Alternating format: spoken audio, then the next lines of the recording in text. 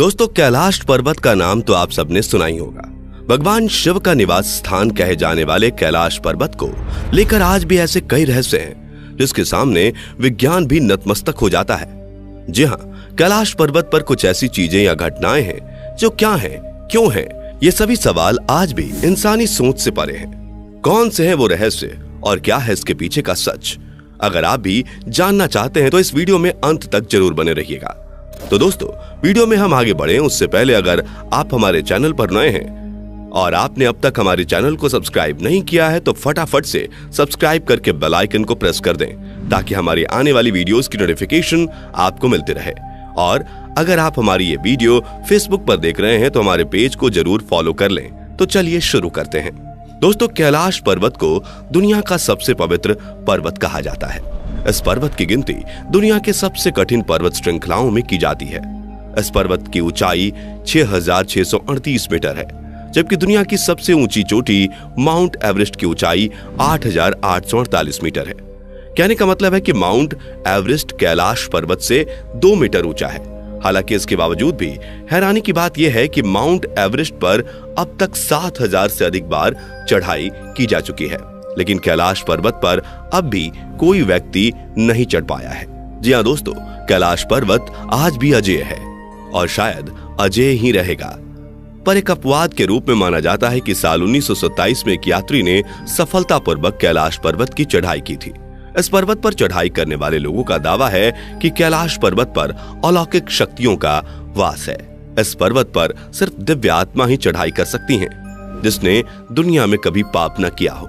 वहीं वैज्ञानिकों के मुताबिक कैलाश पर्वत पर रेडियो एक्टिविटी बहुत तीव्र है, जिस वजह से इस पर चढ़ने वाले को दिशा भ्रम होने लगता है और लोग रास्ता भटक कर अपनी जान गंवा देते हैं। दोस्तों, इस पर्वत में 100 से अधिक छोटे छोटे पिरामिड होने की भी बात कही जाती है और इन पिरामिडों के आपस में जुड़ने से इस पर्वत का निर्माण हुआ है, ऐसा कुछ लोगों का मानना है। दोस्तों, शायद ही आपको ये पता हो कि कैलाश पर्वत का आकार चौमुखी है। इसकी चारों दिशाओं से 4 नदियां निकलती हैं, जो इस पर्वत को 4 भागों में डिवाइड करती हैं, जो ब्रह्मपुत्र, सतलज, सिंधु और कर्णाली है। ऐसा कहा जाता है कि इस पर्वत की चारों दिशाओं में 4 अलग अलग प्राणियों के मुख स्थापित हैं, जिनसे यह नदियां निकलती हैं। पूर्व में अश्वमुख यानी घोड़े का मुख, पश्चिम में गजमुख यानी हाथी का मुख, उत्तर में सिंह मुख यानी शेर का मुख और दक्षिण में मयूर मुख यानी मोर का मुख है। दोस्तों, कैलाश पर्वत की चोटियों पर 2 झीलें भी मौजूद हैं। इसमें जो पहली झील है वह मानसरोवर झील है और दूसरी राक्षसताल झील है। मानसरोवर झील को लेकर कहा जाता है कि यह झील दुनिया की सबसे ऊंचाई पर स्थित शुद्ध पानी की सबसे बड़ी झील है।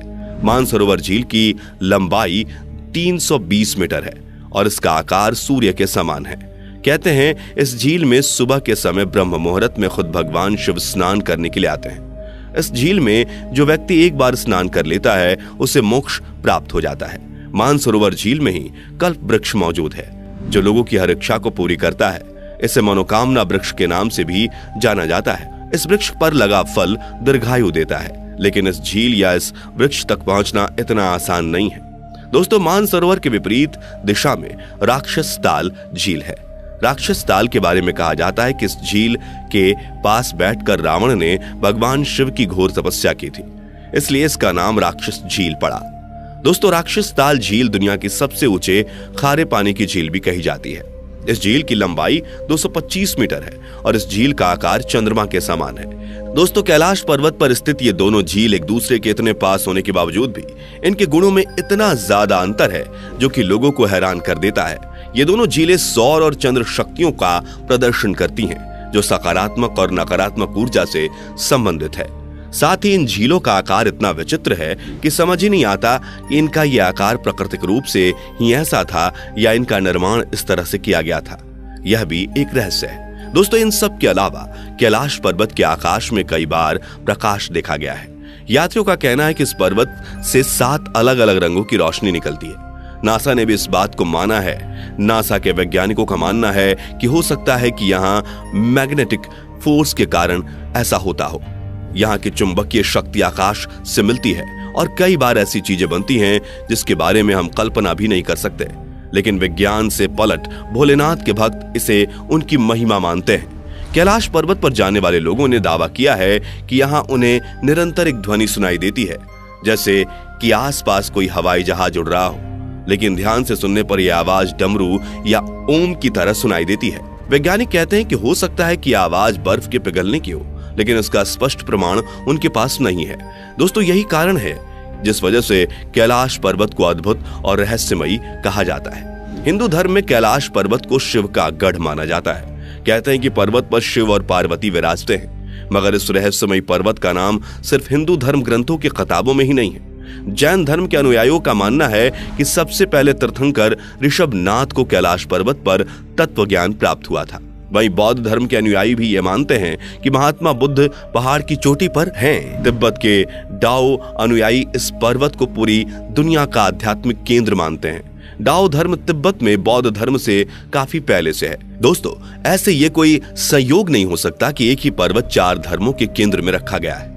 इन चारों धर्मों को मानने वाले लगभग 1.5 अरब लोग कैलाश पर्वत की महिमा जानते हैं। दोस्तों, ये पर्वत सदियों से अनेक ऋषि मुनियों की तपभूमि भी रहा है। दोस्तों, अक्सर तस्वीर वगैरह में कैलाश पर्वत को सफेद रंग का दिखाया जाता है। दरअसल इस पर्वत का ऊपरी भाग बर्फ से ढका रहता है, जिस वजह से यह सफेद रंग का दिखाई देता है। कैलाश पर्वत को इस संसार का मध्यम भाग भी कहा जाता है। कहते हैं कैलाश पर्वत का आकार कंपास के 4 गर्त बिंदुओं की तरह है, यानी पर्वत के चारों मुख कंपास की चारों दिशाओं की ओर हैं। किंतु रोचक बात यह है कि इसका आकार तो कंपास की तरह है, पर यहाँ दिशा सूचक यंत्र यानी कंपास ठीक से काम नहीं करते। कहा जाता है कि कैलाश पर्वत की ऊपरी चोटी का आकार शिवलिंग के समान है। मान्यताएं ये भी हैं कि इस पर्वत पर भगवान शिव की शिवलिंग स्थित है। कैलाश और भगवान शिव की स्थिति पर अनेक काव्य रचे गए हैं, जिसमें माघ रचित शिशुपाल वधम काव्य प्रमुख है। कैलाश पर्वत के रहस्यों को लेकर हिंदू धर्म के कई ग्रंथों में काफी कुछ लिखा गया है। कैलाश पर्वत की यात्रा पर गए लोगों का कहना है कि यहाँ समय तेजी के साथ आगे बढ़ता है। इस पर्वत पर शोध करने गए वैज्ञानिकों के मुताबिक जब वो यहाँ पर रिसर्च कर रहे थे तो उस वक्त उनके नाखून और बाल बहुत तेजी से बढ़ रहे थे। दोस्तों, कुछ साइंटिस्ट का मानना है कि इस पर्वत पर ही मानव रहा करते हैं, जो चढ़ाई करने वाले लोगों को अपना भोजन बना लेते हैं। यही वजह है कि आज तक कोई भी इस पर्वत पर सफल चढ़ाई नहीं कर सका। कैलाश पर्वत को देखने पर ऐसा लगता है मानो महादेव खुद बर्फ के रूप में यहाँ विराजमान हैं। भगवान शिव से जुड़ी मान्यताओं के कारण यहाँ लाखों की संख्या में लोग कैलाश की परिक्रमा के लिए आते हैं। कैलाश पर्वत की परिक्रमा यमराज नामक चोटी से प्रारंभ की जाती है और वापसी इसी जगह पर आने पर एक परिक्रमा पूर्ण होती है।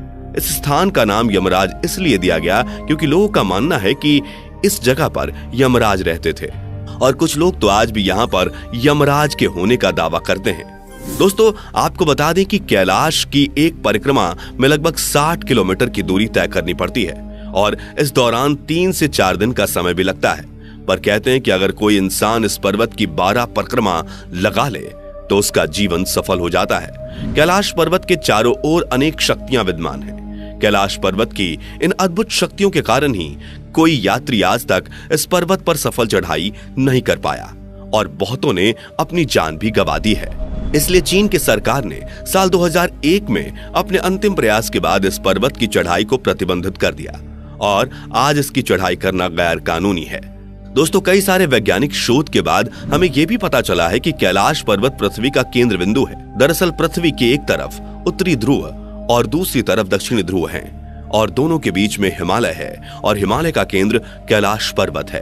अतः वैज्ञानिकों के अनुसार यह पर्वत पृथ्वी का केंद्र है। तो दोस्तों, कैसी लगी आपको हमारी ये आज की पेशकश? अगर आपको मौका मिले तो आप क्या कैलाश पर्वत की चढ़ाई करना चाहेंगे? कमेंट में जरूर बताइएगा। उम्मीद है आपको आज की यह वीडियो पसंद आई होगी।